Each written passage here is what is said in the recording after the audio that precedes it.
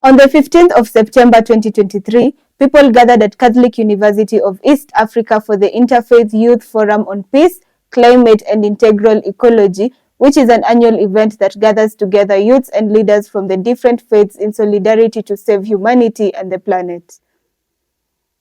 The theme for this year was Let Justice and Peace Flow, where they were advocating to put pressure on our government to make honest, just, and righteous decisions in global forums and to fulfill financial commitment to loss and damage and biodiversity.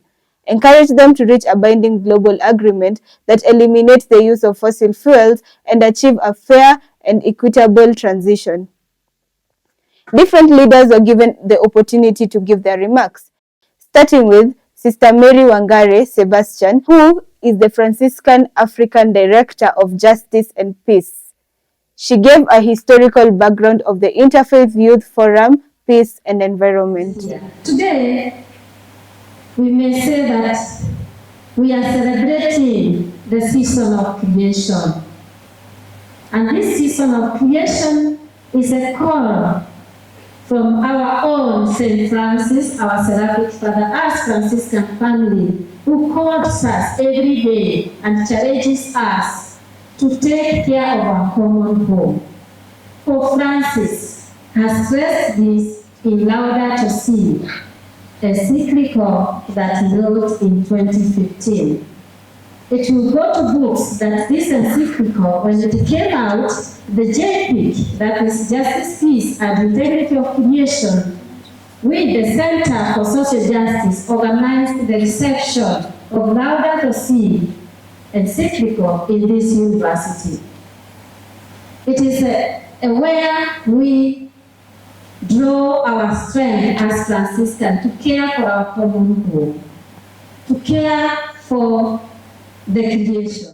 Following were remarks by Mr. Mustafa Geng, who is the director of Harmony Institute. Privilege to be invited into the Interfaith Youth Forum, an event that brings together young minds from diverse faith backgrounds to discuss one of the most pressing challenges of our time, the intersection of peace, environmental conservation, and climate action.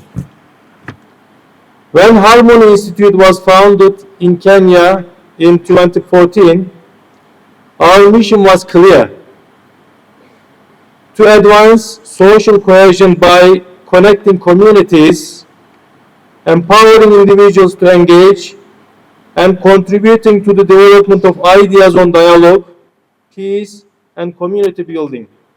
Today, as we stand here, we see the embodiment of that mission in each one of you.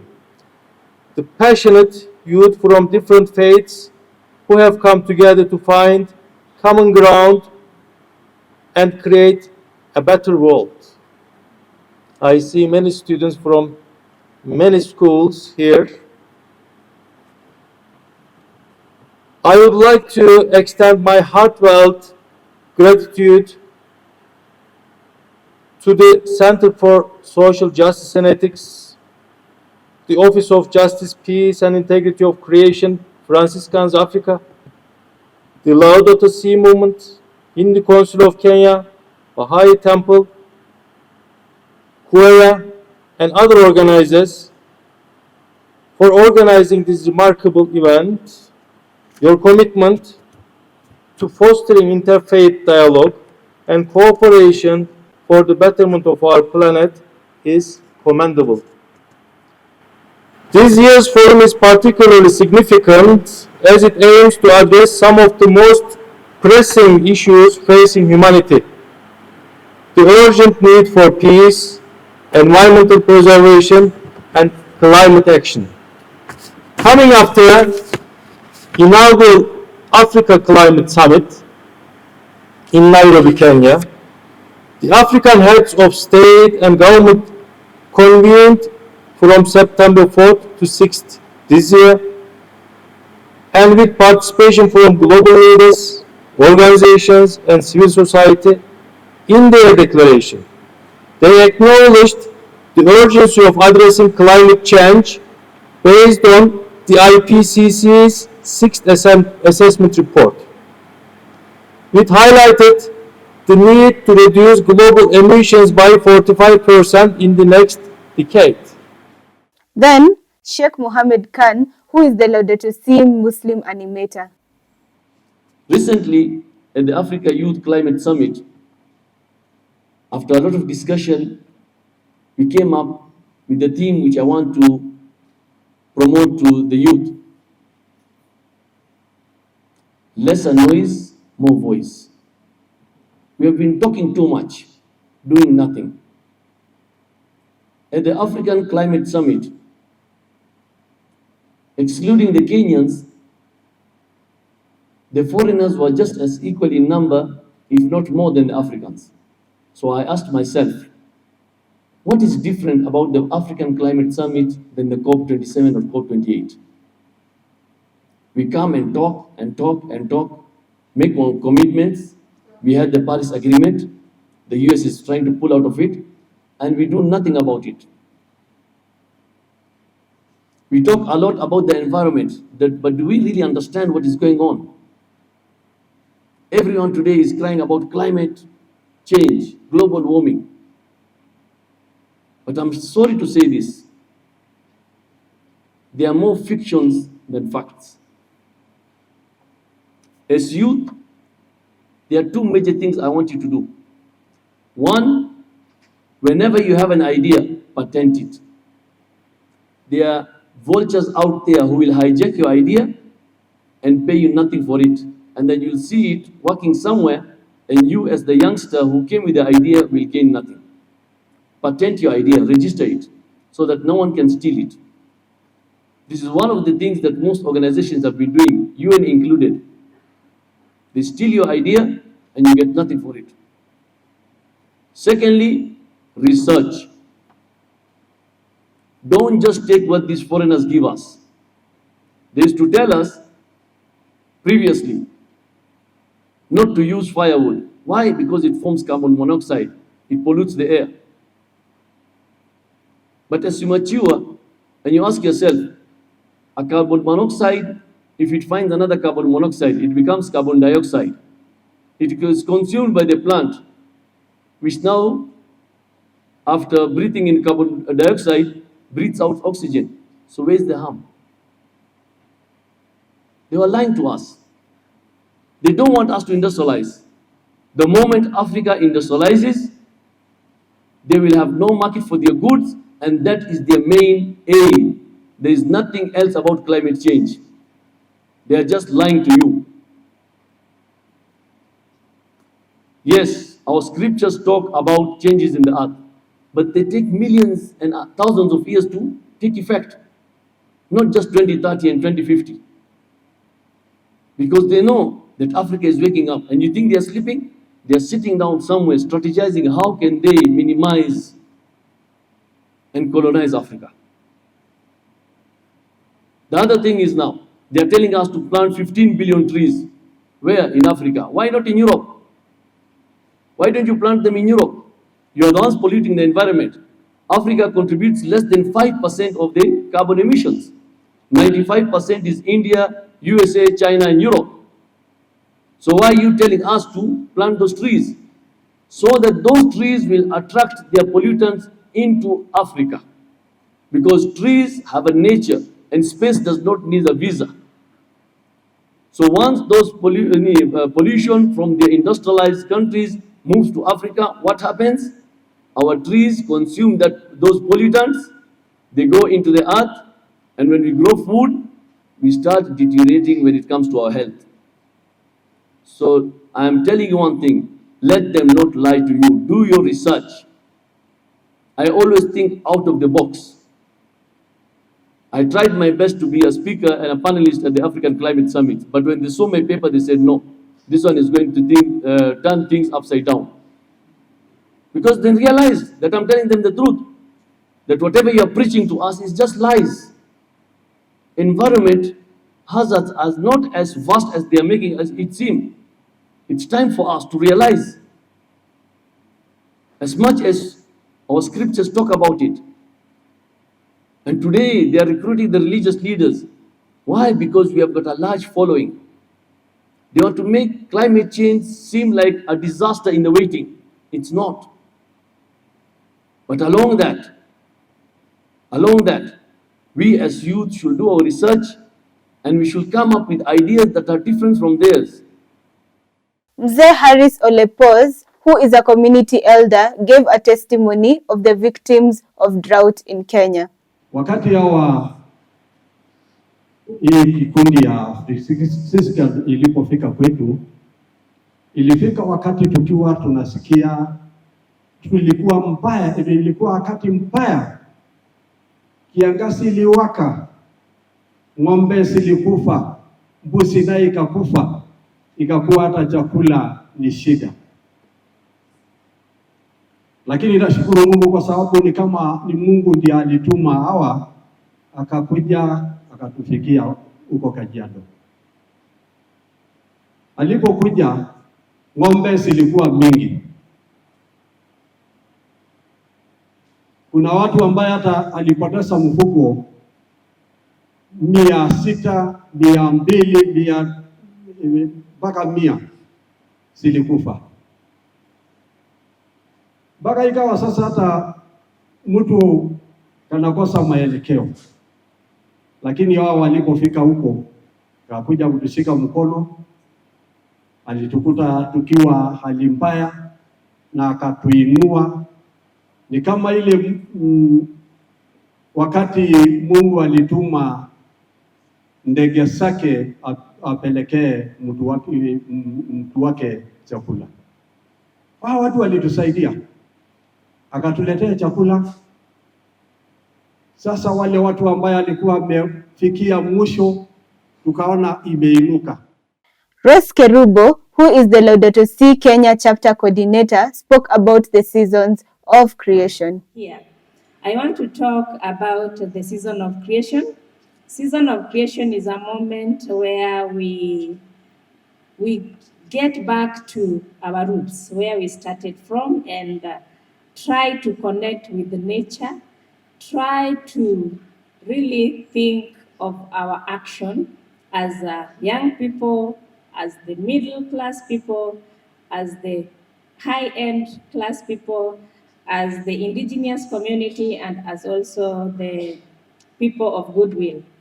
This year's theme is Let Justice and Peace Flow, and the symbol is a mighty river. We are invited to organize activities that will help raise awareness of climate justice issues, praying individually, with the family, and with large groups, and for those with power and agency to act justly, especially with regard to international climate negotiations. The Hare Krishna Faith gave a short presentation.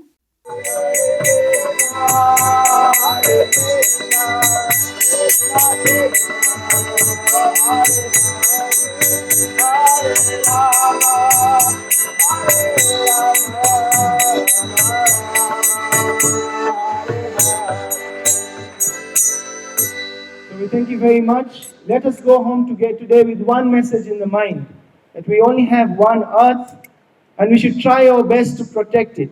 Before we pollute it, we should always think, how am I harming this earth? Because from this earth, we get shelter and we get food. So thank you very much, and we wish you a blessed day. There was a youth panel which included Rukia Ahmed.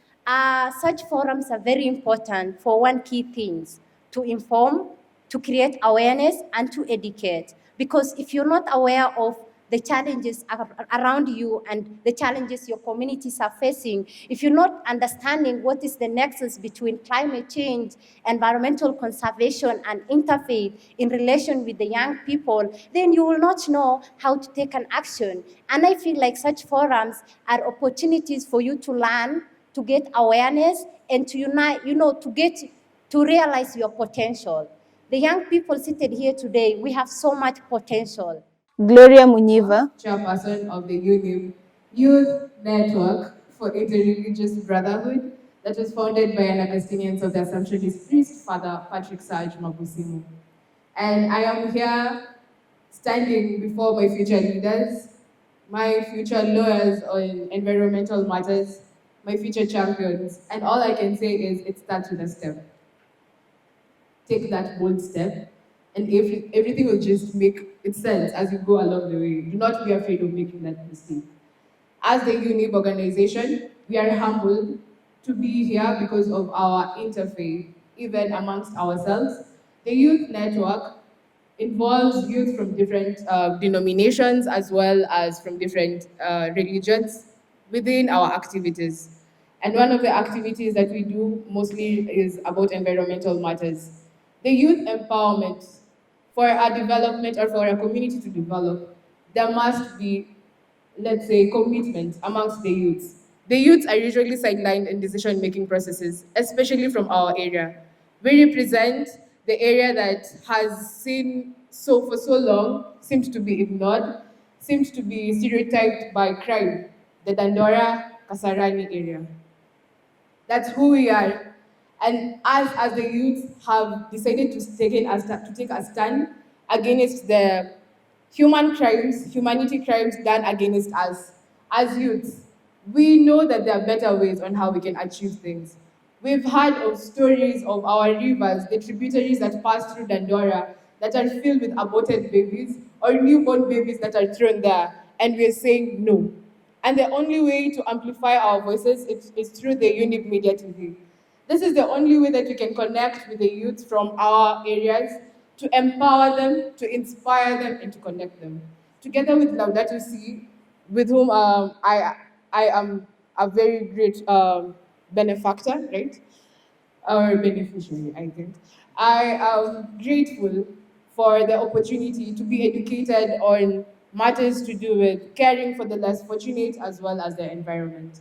So my dear great leaders seated upon the podium and across the seats, I am inviting you to work with me in this ecological conversion journey, that we may stand together and say no to fossil fuel, no to dehumanization, and to abortion. We need to protect our future, we need to protect our nature, and it all starts with you. Thank you so much, and I'm humbled by your presence. And Ashley Kitisia. My work currently is being the fossil-free campaigner at Laudato Si movement. And one thing we like to do is to have chants where we clearly describe what we want, okay? So we're going to get into a short chant. And what I am going to be asking is, what do we want? And you say fossil treaty. And then I ask, when do we want it? You say now, now, okay? What do we want? Fossil treaty. When do we want it? Now, now. Okay, so let's put some vigor into it. What do we want? Fossil treaty. What do we want? Fossil treaty. When do we want it? Now, now. What do we want? Fossil treaty. What do we want? Fossil treaty. When do we want it? Now, now. The panel went ahead and read the Fossil Fuel Non-Proliferation Treaty. I stand before you today to address a matter of utmost urgency, one that demands our immediate attention and unwavering commitment.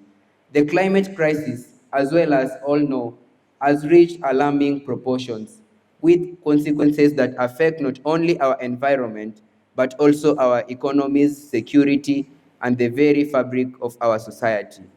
In recent months, the world has witnessed the relentless march of climate change, with wildfires, hurricanes, drought, and floods wreaking havoc in various corners of the globe. The latest crime news paint a stark and unsettling picture of a planet in peril, and it is a call to action that we can no longer ignore. We find ourselves at a crucial juncture in history, where our decisions today will determine the fate of generations to come. It is in this context that I propose a bold and necessary step, that we formally join the call for the Fossil Fuel Non-Proliferation Treaty. This treaty, grounded in the fundamental principles of climate justice, ecological responsibilities, and global cooperation, is a beacon of hope in these challenging times. It seeks to address the root cause of our climate crisis by halting the unchecked expansion of fossil fuel production and ensuring a just transition to the renewable energy sources. Here are a few key principles of the treaty that should compel us to lend our support. Environmental stewardship. The treaty aligns with our commitment to protect and preserve our nature environment for current and future generations. It acknowledges that the outstanding extraction and burning of fossil fuel imperil the delicate balance of our ecosystem. Economic resilience. By transitioning away from fossil fuel and investing in clean energy, we can stimulate economic growth, create green jobs, and reduce our vulnerability to the volatile fossil fuel market. Global solidarity. This treaty embodies the spirit of global solidarity. It encourages that the climate crisis knows no border, and its impact are felt by all. By joining this treaty, we demonstrate our commitment to work collaboratively with the international community to address a common threat. Moral imperative. It's not just an environmental or economic issue, it's a moral imperative. We have a duty to protect the most vulnerable among us, those who are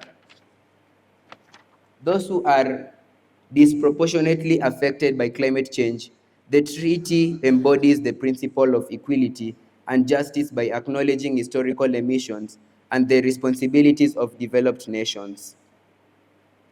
By formally joining the Call of Non-Proliferation Treaty, we send a clear and resounding message to the world that we are committed to talk about the system against mitigate the climate crisis. We are acknowledging our and steward of this planet and our responsibilities to safeguard it for future generations.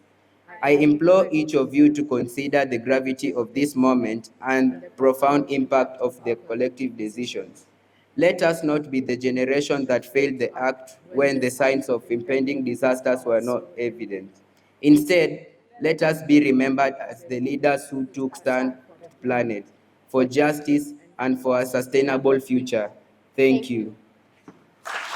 And they went on to hand over the treaty to the leaders in attendance. For him, even for other guests we have here, to knock to the office of President of the Republic of Kenya and present this voice of youth from faith-based groups and organizations. Thank you so much for receiving this. Some leaders who are present include: It gives me a lot of pleasure to welcome you to the Catholic University of Eastern Africa. We are indeed humbled and honored to host you at this august institution of learning, where we form the graduates as morally upright leaders and transformative leaders for the society and the church. So we are very, very happy that you, as our distinguished guests, are here today for this great event on peace and environment. I also take this chance to welcome you to enjoy our environment and even to take a little bit walk around our university so that you can embrace it. Her Excellency Edna Lenku, First Lady Kajiado County. As the First Lady Kajiado County, I'll first want to introduce myself. I champion various things within the county. I do champion environment, I champion health, and I champion education. My main work is to support the governor in the leadership and governance. And as the First Lady, I cannot do all that without going back to school.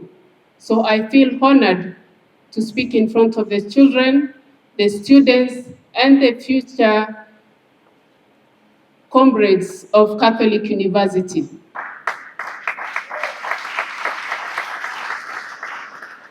His Excellency, the Apostolic Nuncio to Kenya and South Sudan. So we're gathered here today against a backdrop of a very busy week for Africa, having hosted the Africa Youth Climate Assembly and the Africa Climate Summit, where I personally was present also because I'm not only the nuncio to Kenya and South Sudan, but I also represent the Vatican, that is the Holy See or the Holy Father, to United Nations Habitat and United Nations Environmental Program, both who have their residency here in Nairobi. The air is abuzz with the words of climate and environment, and not a day passes without the major news outlets speaking of another climate disaster. The awareness of urgency is growing. We need to act quickly. And for 8 years now, we have had conversations in response to the Pope's appeal in Laudato Si, that famous document, paragraph 14, in which he appealed to all of us to have an urgent dialogue on how to present and how to shape the future of our planet. In fact, only the day before yesterday, a new study published in Science Advances was published and saying that human activities are pushing the Earth ever closer to its planetary limits, threatening to destabilize the Earth's safe operating space and triggering, therefore, a wake-up call to humanity that we are fast leaving behind the Holocene, that is a relatively stable epoch in which we still live, that has supported human life over the last roughly 10,000 years and allowed for the rise of civilization. Action, therefore, is needed. Action must be taken by all of us, individually, corporately, multilaterally, planetarily. None of us can remain neutral. We are all in the same boat. We are all citizens of the same planet.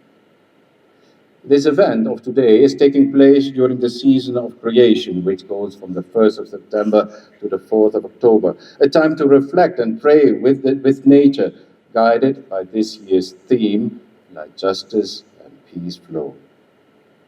Environmental and climate injustices are on the rise in the world of today. We need to do justice to environment and climate. And we are part of the environment. We live in a climate. Harm done to it or to the environment will inevitably do harm to ourselves as humanity.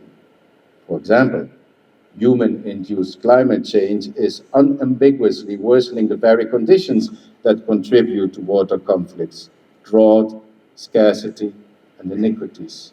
It was, in fact, the UN who informed us last week that about 20 million people had to leave their homes because of floods and droughts as an effect of climate change.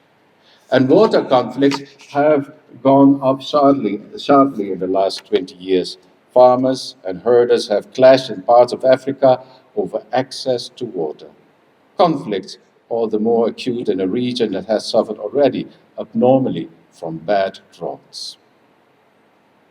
The rampant selfish theory of subjectivism that things are important only as much as they have a value to humanity, and then also fueled by anthropocentrism, the belief that humans are radically separate from and above the non-human natural world, has led to increased human-induced activities such as mining, pollution, infrastructure, and consumerism, resulting in the degradation of Mother Nature, leading to climate crisis. The Catholic social teachings give us a stern warning against those kind of theories. Man, it says, should not make arbitrary use of the earth, subjecting it without restraint to his will, as though it didn't have its own requisites and a prior God-given purpose, because this provokes rebellion on the part of nature, and that rebellion is for all of us to see. These human-centered theories contradict the will of God. God entrusted creation to humanity to their responsibility, charging them to take care for its harmony and development as a good steward.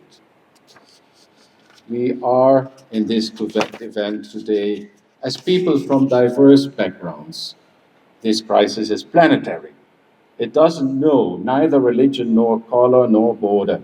Its effects are felt by all of us, and our gathering here today wants to contribute to the awareness of the calamity that is upon us. There is no time to lose, and any further delay may lead to untold human suffering and to a collapse of society as we know it.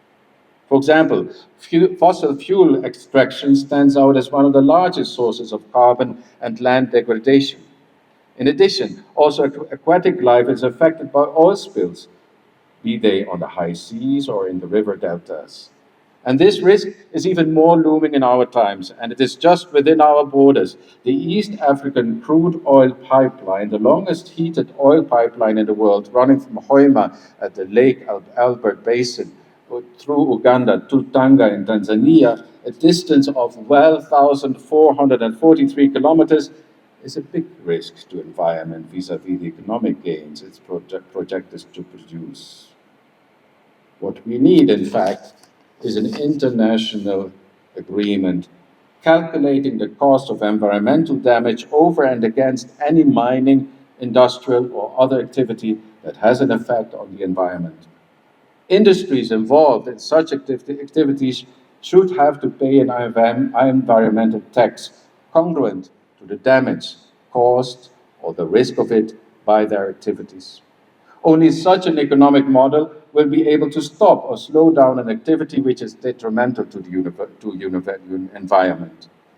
We need to apply the polluter pays principle in its full vigor. In Kenya, for example, the polluter pays principle is one of the principles that guide courts in enforcing the right to a clean and healthy environment. It is an important tool in natural resources management as it aims at preventing harm to the environment using a liability mechanism. It is evident that the polluter of the environment must pay the cost of pollution abatement, the cost of environmental restoration, and the cost of compensating victims of pollution, if any. By the way, that brings me to a very practical point. What about you and me? How much do you pay for your pollution that you cause in this environment? How many cars do you have? 1, 2, 3, 4. And how much fuel do they use? Are they fuel guzzlers? How much pollution do you cause with your car? And are you ready to pay more for that? Are you ready to pay your environmental tax because you use your car? And people go to these kind of conferences all over the world using planes, hastening themselves from one place to the other, in polluting the environment with that. Do they pay an extra tax because of the pollution that they want to fight so much? In many ways, our fight against pollution is at times Pharisaic, much more based on words than action, accusing the other and not taking our own responsibility. Taxes, by the way, alone will not do the job. World leaders must agree on stopping the expansion of fossil fuel exploration and manage a just transition to green energy under the proposed Fossil Fuel Non-Proliferation Treaty, while ensuring access to electricity for everyone.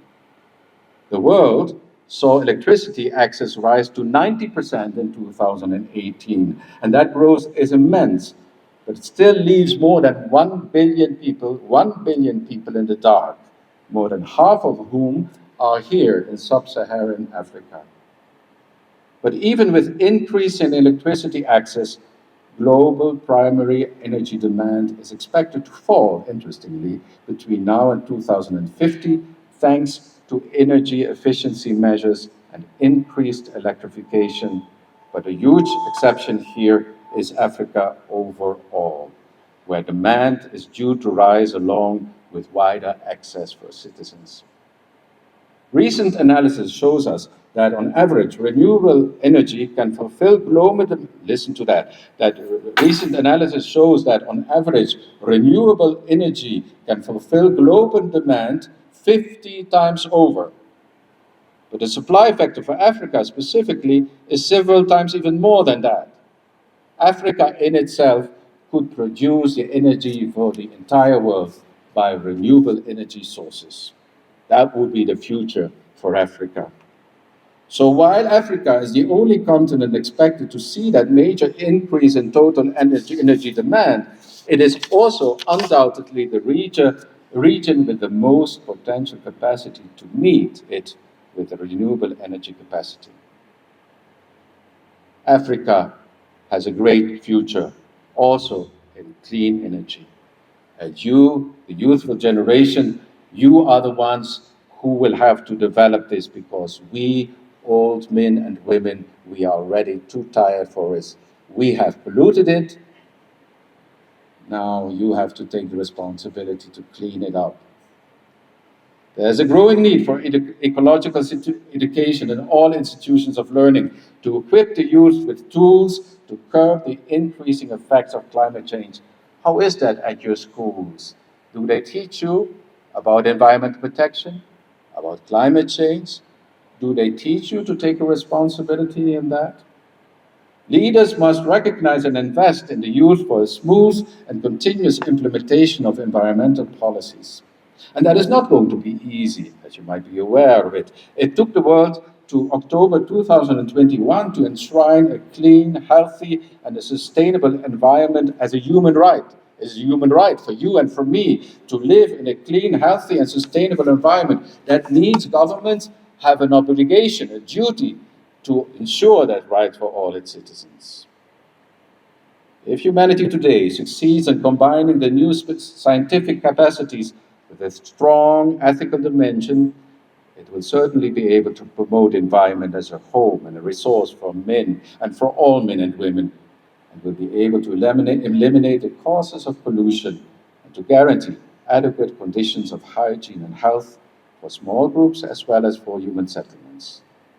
This will put into consideration investment, reforestation, afforestation, organic farming, reducing our carbon print through adoption of simple lifestyles, abandoning the throwaway culture, and advocating for a better relationship between humanity and Mother Nature. Just to give an example, we as a UNCITRAL, and working also with UNEP, with United Nations Environmental Programme, we are running our residence and offices completely on solar panels. A bit also like, by the way, also Wachera partly does, I understand. We recycle all our plastics, we recycle all our paper. In fact, we hardly have a plastic bottle or cup in our house.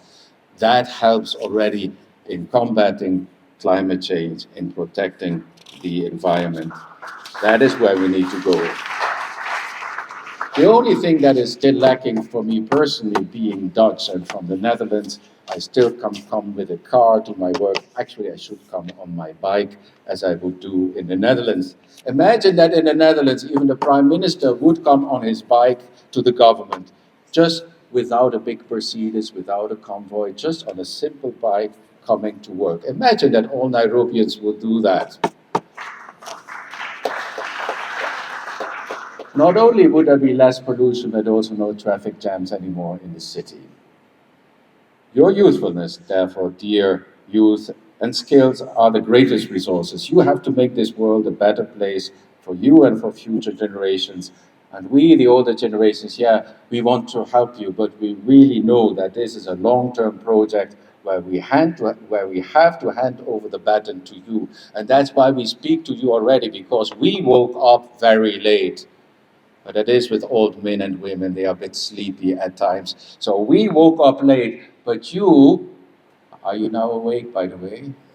Yes, by now you're awake. You have the future. It is on you whom we build. Take that baton and make this world a better place. And we will try to help you. May God bless you. Thank you very much. The forum was concluded with a ceremonial tree planting by the leaders in attendance.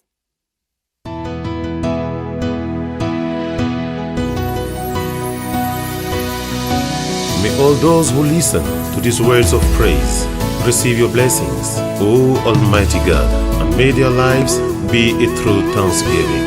Réjouir, Yonib.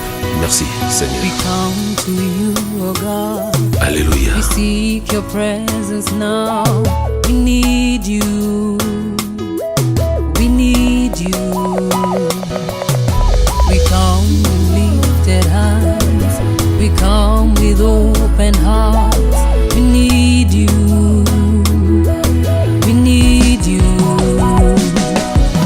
We lay our titles down. We bow before you now. We need you. We need you. Holy Spirit, We were able to interview some of the people, and this is what they had to say. Hello. Hi. Can you tell us your name and why this event is important? My name is Rukia Ahmed. I'm an environmentalist, the founder and executive director of Green Northeastern Initiative. Today we are at the Interfaith Youth Forum. We're here to, have a solidarity between faith and to bring the nexus between, matters of environmental conservation and faith, and engaging the young people, to have, a solidarity between the three, the youth, faith, and climate matters. And why is that important? It's important because we, the people of faith, they so much in relation with, environmental matters, because we draw inspiration from our scriptures, because they talk about caring for the nature. At the same time, we, the people of faith, are affected by climate matters because, for example, as a Muslim, when there is extreme droughts, there is not enough water, I'm not able to observe some of my religious duties, such as, the prayers, because now we're not able to get water to pray, but at the same time we have to pray without water. So there is so much relationship between nature and people of faith, and especially the young people. Now it is investing in the young people, creating awareness with them so that they can be environmental stewards, because the future belongs to them. Okay, wow. So during the conversation, we had Sheikh Mohammed saying that whites are hindering us from industrialization. Do you agree? Okay, quite. Maybe I can give my neutral, general comment on the same. To some extent, what Sheikh Mohammed said was true, in this sense that most of the time we have so much climate misinformation. Our people are not aware of much of the things because they do not do enough research, and they just take things that they hear from the media, and some of the agendas are propagated by some of the people who are, from the Western, and we Africans, we are having natural resources, and I believe that we can coexist with our environment in, the most peaceful way, as long as we have the knowledge and the enough research. But to say on the other end, climate change is real and it's affecting us, but now it's the question of how do we address these matters and also grow as Africans, because we also need to, progress. Now it's bringing, trying to bring a balance between trying to do, industrialization at the same time protecting our environment, because all of them are important to us. So thank you so much. My last question. Recently we have hosted the African Climate Summit, right? And what is the theological relationship? What is your opinion on eco-theological experience with the recent African Climate Summit? Okay, I'm happy that African leaders have come together to, address the matters of climate change. But I feel like the aspect of, faith was not much evident, much present in the Africa Climate Summit, because we couldn't feel that. They need to add, matters of, eco-theological aspect of, how people now can relate with matters of environment, how they can relate with their nature, at the same time, relate with from experience from their scriptures, because as a person of faith, some of the people might not have belief in science, but we have belief in our faith and our scriptures. But our faith and scriptures talk about these matters. There is history of climate change, there is history of matters of nature conservation with our faith. And I felt like it was not well addressed in the Africa Climate Summit. Maybe in the future we're hoping that they consider those aspects, because Africans, mostly larger percentage, are people of faith. They relate themselves or associate themselves with a certain faith, and they need to bring that conversation. Yeah. Thank you so much for taking your time to come and speak to us. Thank you. Pleasure. Okay. Hello, sister. Hello, Kindly tell us your name and what really you do here. I'm Sister Mary Francis Wangari Sebastian, a Franciscan sister from the congregation of the Little Sisters of St. Joseph. Currently, what I'm doing here is Interfaith Youth Forum, a forum that we organize every year with the youth, and it is on peace and environment. When we decided to be holding this Interfaith Youth Forum on environment and peace, we thought of what can bring the youth together, the different faiths together, and one is peace and environment. Because with the peace and environment, there is no where religion is coming in. It is a matter of us as creatures taking care of our environment and taking care that we are all living in peaceful environment. And for today's forum, we are connecting it with it is about climate justice. It's about the challenges that we are facing when it comes to care for our common home. We have neglected our common home, and so instead it is treating us harshly. And we must now revert that to see how the young people, the young generation, can take care of this environment and peace. Okay. So, what is the theological relation to climate, peace, and conflict?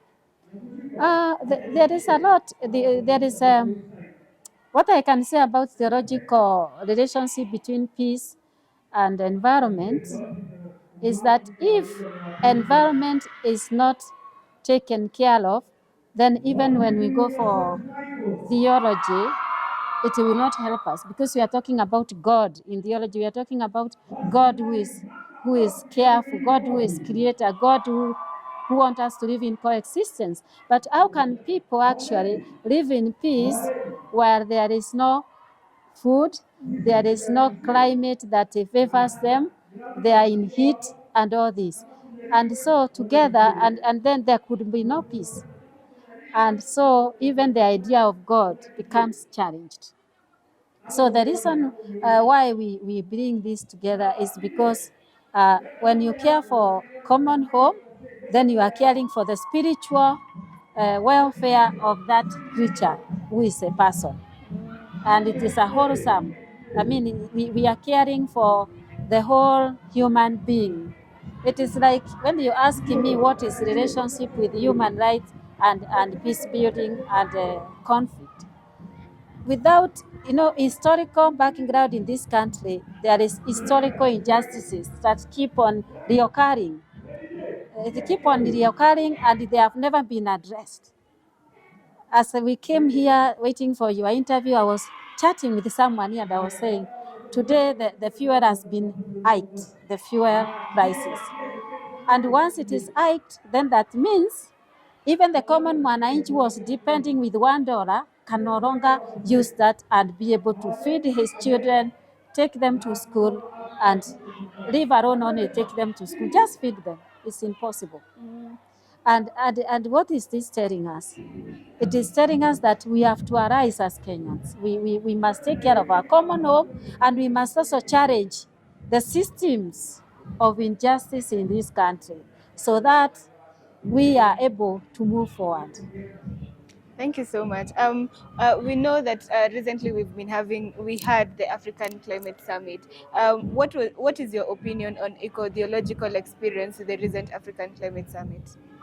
Well, first of all, I have a raw comment on this, because one thing what I saw in this climate, I never was a participant, but I saw that the so-called African presidents or leaders, out of 54, they came 18. So what does that tell you? It tells you that they are not interested with this animal called climate change. And if they are not interested as our leaders, it is a pity. It is really worrying me. And someone there should be worried, because then what they are telling us is they don't care of what we do, of what climate does to us, and what is the future of our generation tomorrow. So for me, I would say I have a raw comment on this climate justice. Okay, so how can youths play their role in matters to climate, peace, and conflict? Wow, youth, they are so energetic. They have a lot of energy, and I believe in youth that they can be able to redress the situation that we are in. One, youth can mobilize each other and care for common home through planting trees, and planting these trees which will give us fruits, which will also give them something to sell and take them to school, or they empower themselves. Youth, as youth, they have a lot of responsibility into making sure that our country is green, our country can produce enough food, our country can be able to go away from fuels and use solar. You know, they can use their creativity if they are given a chance.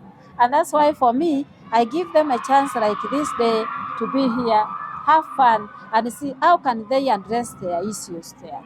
So with youth, a country that is not taking care of the youth, it is not taking care of the future. Thank you so much for your time. I wrote to say something Okay. that I've forgotten. I know that this forum is on environment and peace, but there is one man who is called Francis of Assisi, the man that I call Seraphic Father. This man was made a patron to ecology by Pope. And so we give him to the young people as the role model, because what he attained when he was young, it is what we are still living on. And so young people can take Francis to bring peace, to do with the issues of interfaith dialogue, removing of stereotypes against other religions, and come as creatures. And remember, Pope is challenging us that we must run away from the throwing away culture. Because when you throw away food or something, you are stealing from the poor. And so St. Francis, as simple as he was, he left us a legacy to take care of our common home. He used to address these animals, my brother sun, sister moon, sister death, so that even when you die, you don't fear the death, it is your sister. So youth can bring coexistence of one another if they eliminated the stereotypes and the hatred that is inculcated in them by their parents. And that's why we are focusing on the young people. Thank you so much for your time. Thank you. You are welcome. Hello. Hello. Kindly tell us your name and what you do. My name is Rose Kerubo Mariba. I'm the Laudato Si Kenyan chapter leader. I'm also a trainer and a social transformer. Okay, so this event, what is it really about?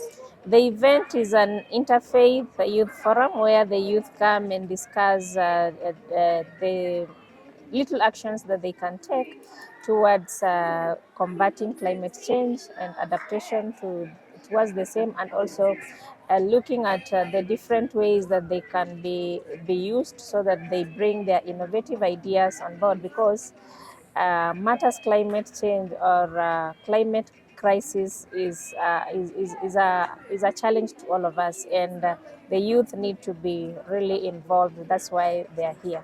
Okay, so why should the youth have these conversations? The youth need to have these conversations because, you see, we normally say that the youth are the leaders of tomorrow, but I don't imagine that they're leaders of tomorrow because they're the leaders of today, because they have the power, they have the innovation ideas, they have all it takes to change the system. They have ideas that they can bring on board, and because of the energy, they are able to mingle and move from one place to another, especially with advocacy, with really creating the change that they need, or the change that we need to see in the society. Okay, so recently we had the African Climate Summit here in Kenya. So what is your opinion on ecological experience, the recent African Climate Summit? The experience, okay, I happen to be a participant in the Climate Summit, yes. Different entities, different people have put maybe some critics on the event. But what I can say is that everything that we do starts with a step.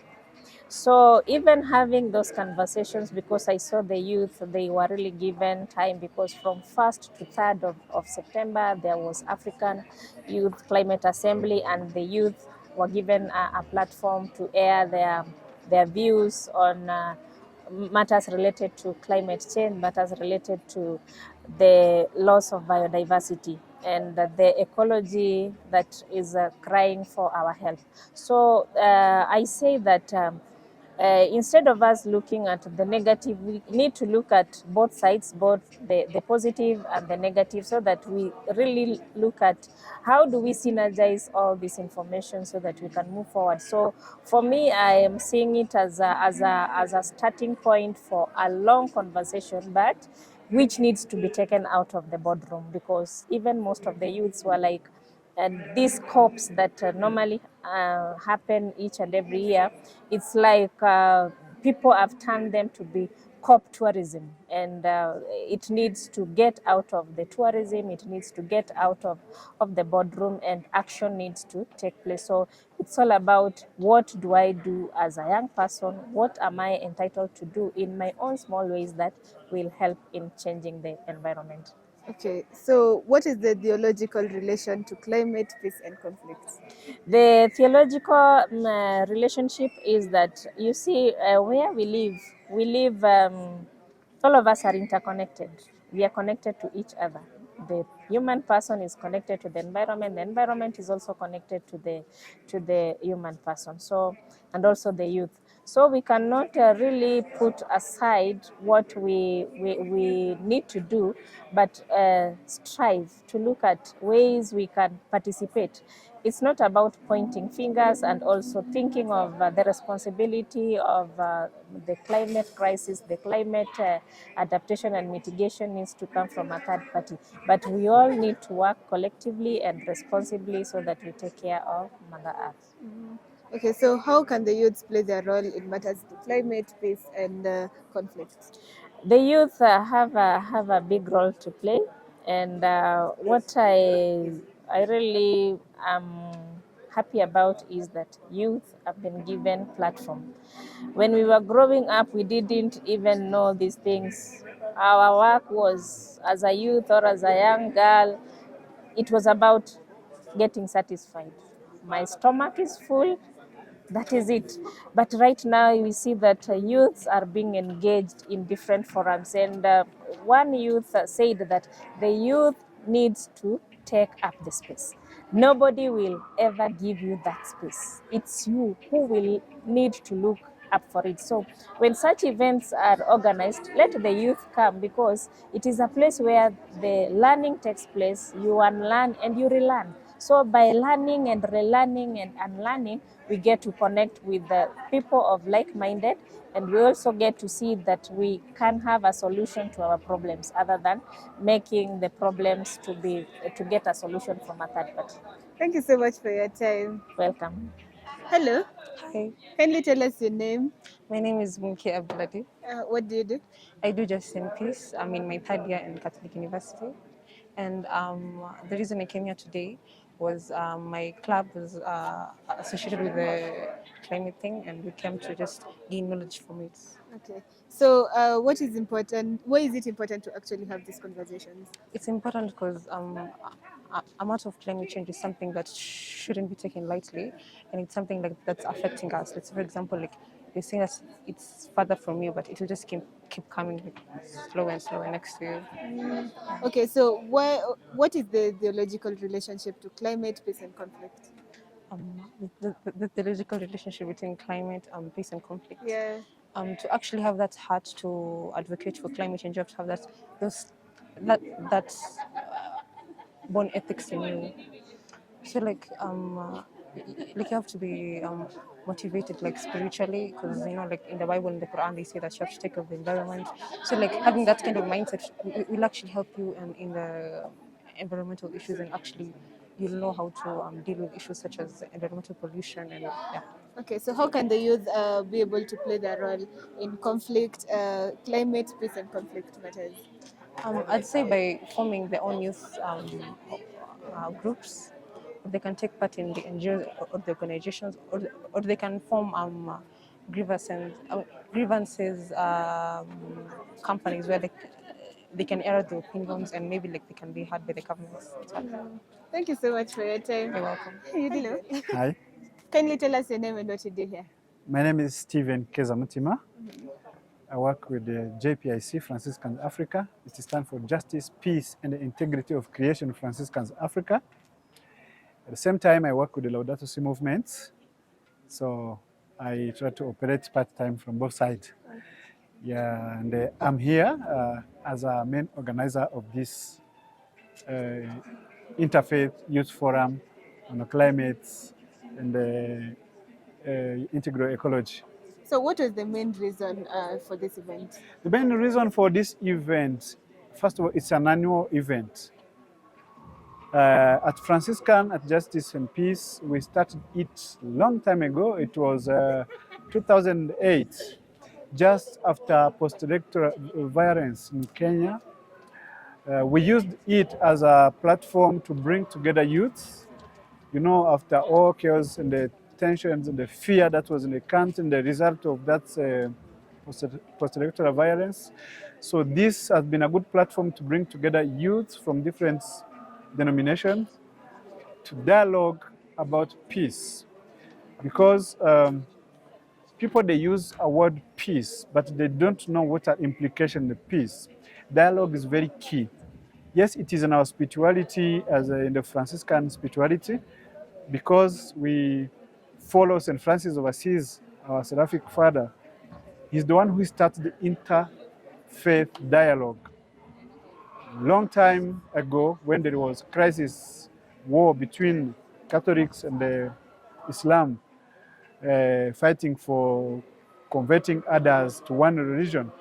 So St. Francis of Assisi imposed this dialogue as a solution, and he dared to cross a bridge to Damietta in Egypt to meet the Imam Al-Kamil. And they had that dialogue, and they got positive solution. And today we are doing it as a tradition. People need to sit in the dialogue for peace. But now you find that there are many things that divide us, our identities, our faith, and many other things in the society. So you find it is not easy for people to stay in solidarity or to understand each other. So it needs a journey and a process. So for us to succeed on that, we need to find out what could be a pillar to make this journey sustainable.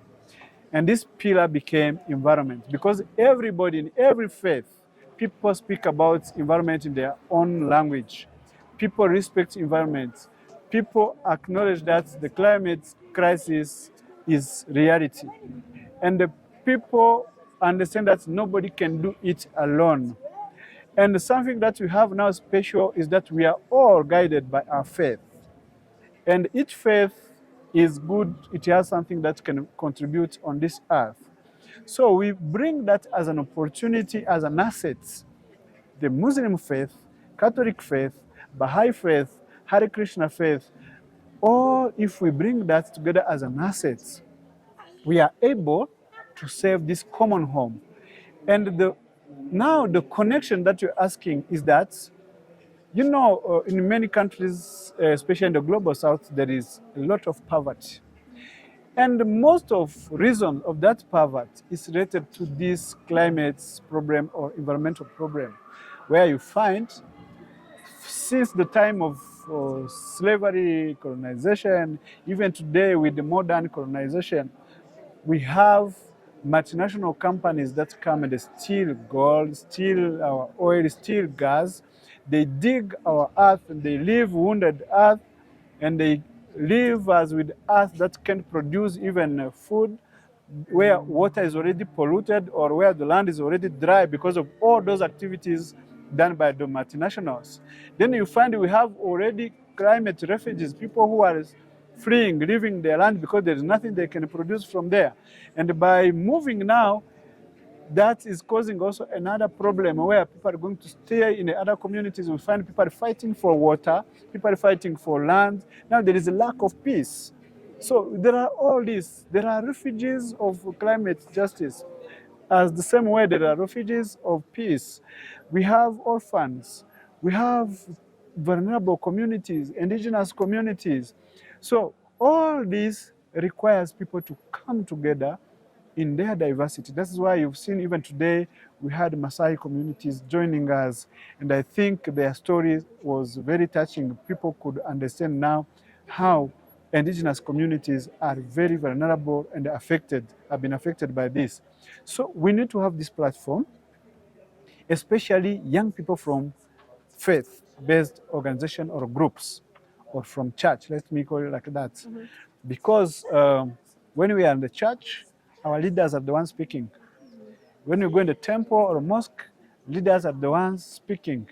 And we do give them a lot of respect. We respect, yes, we listen to them, but we need a platform where young people can have now a discussion, talk about their future, because it's all about their future. So that is why we are here. That is why the Interfaith Youth Dialogue on Peace and Climate Justice is here. And it's an annual event. It will happen even next year. But we don't do event only. We have also some programs, build-up programs that lead us to this climax. This is a climax of now the programs that we have as Interfaith Youth Dialogue. Actually, thank you. I think we have gotten to understand really what the event was all about. So how can youths play their role in matters to climate peace and conflict? Youth, they play their role. Just, I would say that youth actually, they are the ones holding solutions in their hands. Because first of all, it is in their interest. They have life to live. They have many years to live. So they have interest in fighting for climate justice here on Earth. They need life, they need job, they need the water we are talking about. And they are the ones who need also to save this common home for the generations to come. So they have, first of all, important assets that others don't have. Especially in Africa, you are aware that youth, the big percentage are youth in the African continents. So that's the first asset to use for youth. Secondly, youth are more equipped and informed than old generation because of use of technology, because of all information resources that youth gets, but because also of using digital platforms and the social media. Youth, they have more information, they have they are more trained and equipped. Therefore, they have an opportunity to use all that to save their common home. And also, these climate issues brings also opportunities to youth. It's a crisis, but there's an opportunity in that crisis because there is a lot of opportunity of creating green job, and it comes through environmental programs. There is a lot of opportunity of learning a lot. There are opportunities of learning, and the youth, they are the ones who are in that age of learning, they who have opportunity of networking and connecting, learning globally and acting locally. They have also energy. They are the ones who are in the programs of tree planting. They are the ones who are in this program of raising a prophetic voice, who are doing climate strike. As actually we talk tomorrow, we will be having, we'll be joining the global climate strike by having a walk from Nya Stadium to the Catholic University where we are. We will be joining others globally because this was started by Greta Thunberg. Now it became Friday for Future Movements, and then everybody have joined. We are also part of it. So youth, those are also ways that they have to champion for climate justice. But most importantly, being youth guided by their faith, we have an opportunity to pray for creation. Because that eco-conversion is something that have been lacking in many other movements, climate movements, groups, civil society organizations. They've been doing the same. So that's what is making us different from others. We are celebrating season of creation as we speak, from 1st of September to 4th of October. 1st September is a date that was set by leaders of religions around the world. That will be every year a date to pray for creation. 1st of September. Then 4th of October is the date of St. Francis of Assisi, who is the patron saint of ecology. So the whole month, we are having many activities, events like this, praying for creation, having mass for season of creation. That's where we invite people to meditate on the relationship that we have with our creator and the creation. That triangular relationship, that's where we get to restore our connection with the Lord. So this eco-conversion program is very important for us, but the change of lifestyle is also something very important where we need our youth to learn how to live sustainably, how to change the consumption issues. You know that the system that we have today in the world, they're imposing to us a system of consuming anything, keep spending, changing types of phones several times, then so that people drop, you keep buying, spending money, giving to companies. People are eating food coming from Western countries. Here I can mention KFC, people eating waru from abroad, it's not really serious. When we have communities here locally producing this waru you can buy and help them to develop. So these are a change of mentality and the mind, then you change lifestyle. Some people decided to never drink water from plastic bottles because we understand that behind that plastic water bottles, it comes from petrol residue, and this is where it's gotten after producing the oil, after extracting the oil. And extracting the oil has caused a lot of war in Somalia, South Sudan, in Congo. So these are the serious issues that we need people to learn. So this platform is a platform of learning, it's a platform of networking, it's a platform of raising our voice, and we thank you as a media to come and listen to us and give us opportunity to raise our voice. So we have some demand also to ask to our leaders as they speak, as they've been speaking even in the recent gatherings at Africa Climate Summit, the many COPs that have been happening. Very soon COP28 will be coming, but we find people speaking political languages. But youth, we need tangible, concrete action and solutions. And we have it in our hands. We need only to be given platforms. So may the funding existing, the climate funds that people are talking about, be given to youth, because them, they have time, they have energy, they have passion.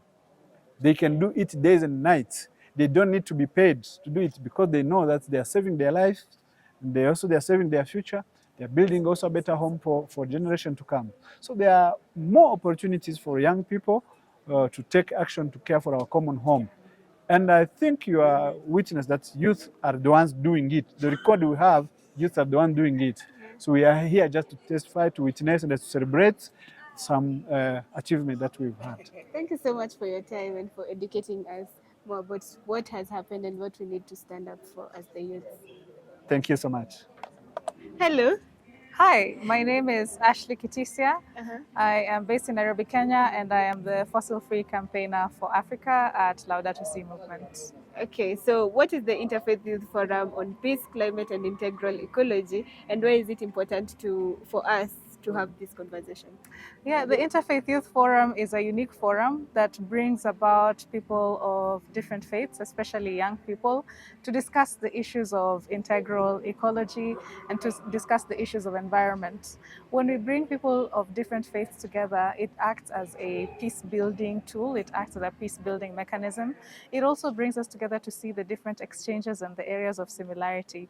And then from there, we can be able to unite and work on issues of climate justice and ecology united as people of different faiths, because the recurring theme across most faiths is the importance of environmental stewardship and caring for our common home. So by having forums like this every year, we get to steward and teach young people the importance of caring for our common home and they grow in these forums and also go ahead into universities and grow into becoming adults who are very aware of the ecological crisis that we are facing, and they're able to make better decisions and more sustainable decisions. We also have a lot of young leaders that come out of these forums where they end up becoming policymakers, they become climate justice advocates, and they even become leaders and writers who are really focused on the importance of caring for our common home. So this forum also brings together various leaders who come and talk to young people, where we're able to now have a platform to be able to engage these leaders with more time as opposed to the usual office days. So we can be able to tell them our demands and make sure that they really understand our concerns, and from there we can follow up usually throughout the year as we have many other engagements and different themes. Okay. So you already said that you're the African Fossil-Free campaigner. So can you tell us more about on how and why youth should be involved in this? Yeah, fossil fuels are the main driver of the climate crisis, and there is a lot of extractivism that is taking place across our continent. Even in Kenya itself, there is Lamu, there is Kitui, there is offshore oil and gas exploration and drilling. There was also the Turkana project. These extractivism and issues of extractivism usually plague our planet more than we are revealed to by these companies. And so as the fossil-free campaigner, we are advocating for a fair and just transition away from fossil fuels, while also requesting and advocating for the promotion of renewable energies. And in Kenya, for example, there is abundant renewable energy sources. I think 70%, maybe even more, of our electricity is renewable energy. And so this is usually a platform where we can advocate for other countries to do so, because advocating for clean energy and renewable energy is less destructive to the environment as opposed to this toxic exploitation of fossil fuels that usually doesn't even benefit the communities where the fossil fuel comes from. It usually leads to a lot of corporations benefiting and a handful of people maybe getting kickbacks here and there, but the communities usually get a lot of pollution also from the extractivism. There is a lot of low quality of life. They are chased away from their homes, so and there are a lot of health issues that come from this. So that's part of my work as a fossil fuel free campaigner. And in particular also today, connecting to the event that we have been calling for a fossil fuel non-proliferation treaty. This is a treaty initiative to call for the fair phase out for fossil fuels. And we are really requesting and urging our government to join the call for a fossil fuel non-proliferation treaty, in addition to several Icelandic states and ministers and various other Nobel laureates and faith leaders who have been joining the call to endorse this fossil fuel non-proliferation treaty. And we hope that from a UN resolution or COP28, we can have a concrete decision regarding the issue of fossil fuels, because it is still one of the main drivers and the main causes of the climate crisis. So even though we focus on other things like greening and managing our waste and managing pollution and plastics, if we do not address the issue of fossil fuels, we will still continue to have a worsening climate crisis. And looking at how 2030 is closer, we need a stronger mechanism and international cooperation to be able to fight this giant that is fossil fuels. Okay, so do you think that the use of fossil fuels has an impact on our current decline of Western economy in Kenya and the state of poverty? Yes, so we are very dependent on fossil fuels, especially for fuel and many other aspects of our lives. And this is fuel that is coming externally. So usually some of these fossil fuels are extracted from various communities and regions in Africa, and then they are processed and then they are sold back to us at a high cost. And this is limited resources, and so it is usually very high demand. And once it is brought back to Kenya, it is brought with so many other issues and debt issues, and this has caused this. It's one of the main contributors of the tax crisis that we are facing. And so when we look at adopting a simple lifestyle, which is what Laudato Si advocates us to do, we will be able to move away from this excessive consumerism and excessive need to always have abundance, and that will be able to reduce kind of the impact that we have. If we were all to just switch our lives and make them more sustainable, I think we would be seeing there's a lot of good things that can actually, and positive outcomes that can come from looking at how we can move away from these toxic fossil fuels and adopting renewable energy. And also, as Kenya, we have already positioned ourselves as one of the countries that actually has the ability to leapfrog and lead the rest of the continent in terms of policy making, in terms of decision making and technology transfer, to be able to actually increase the cost of the quality of livelihood for the people of Kenya, and make sure that people are actually living a life of dignity and they are not impacted harshly by situations such as taxes and inflation. Thank you so much for your time and for educating us more on fossil fuels. Thank you so much for having me. So dear viewers, I hope you've gotten to understand or learn more about the conversation that we just had, and those are the ideas and also the things that people who attended this forum got to say. So I hope you guys have been able to learn more when it comes to matters, peace, conciliation, and also our ecology and fossil fuels and everything that is concerned with the climate. So guys, for now, that's bye-bye from me. Remember to subscribe to our YouTube channel, Unib_TV, Unib Media TV on our YouTube page, Instagram, Unib Media TV, and on Facebook, Unib Media TV. So let's see you then.